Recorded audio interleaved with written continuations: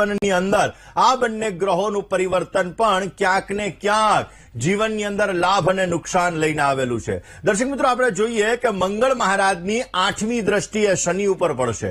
હવે મંગળ મહારાજની 8મી દ્રષ્ટિ શનિ ઉપર પડશે એટલે કે શનિ અને મંગળ આ બંને ગ્રહોના લીધે ટેકનોલોજી યુગનો પ્રારંભ થતો જણાશે। ઘણી બધી જગ્યાએ અગ્નિ તત્વને લગતી સમસ્યાઓ, ઘણી બધી જગ્યાએ આગ જનનીના બનાવો, દેશ અને દુનિયાની અંદર આગ જનનીના બનાવો બનશે। પ્લેન ક્રેશ થવાની ઘટનાઓ આવશે। ઘણી બધી વખત એવું થશે કે આ સમયગાળાની અંદર કોઈ દેશ દ્વારા પ્લેનને ક્રેશ પણ કરાવવામાં આવે।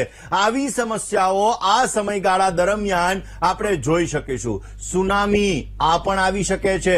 પાણીની અંદર એવું કહેવાય જ્વાળામુખી ક્યાંય કોઈ જગ્યાએ ફાટે અને આ જ્વાળામુખી ફાટે ને એના લીધે જો પાણીની અંદર આ જ્વાળામુખી ફાટે તો કોઈ જગ્યાએ સુનામીને લગતી સમસ્યાઓ પણ આ સમયગાળાની અંદર આવે એવા સંપૂર્ણ ચાન્સીસ બની શકે છે।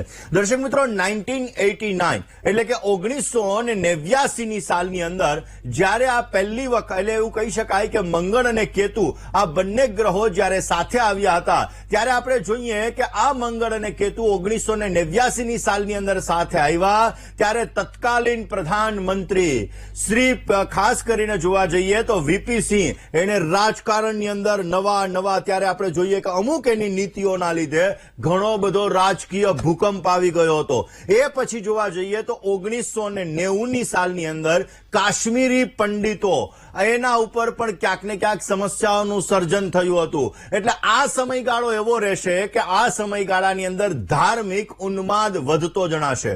મંગળ અને કેતુ આ બંને ગ્રહો સાથે આવ્યા પછી જ્યારે જુલાઈ મહિનાની અંદર પોતે અલગ થશે એટલે કે 28 જુલાઈ 2025 એ પછી અલગ થશે તો એ સમયગાળા દરમિયાન આપણે જોઈશું કે જેવી રીતે પેલા કાશ્મીરી પંડિતોની અંદર થયું હતું એવી રીતે દેશ અને દુનિયાની અંદર અલગ અલગ જગ્યાએ ધાર્મિક ઉન્માદને લગતી સમસ્યાઓનું સર્જન થઈ શકે।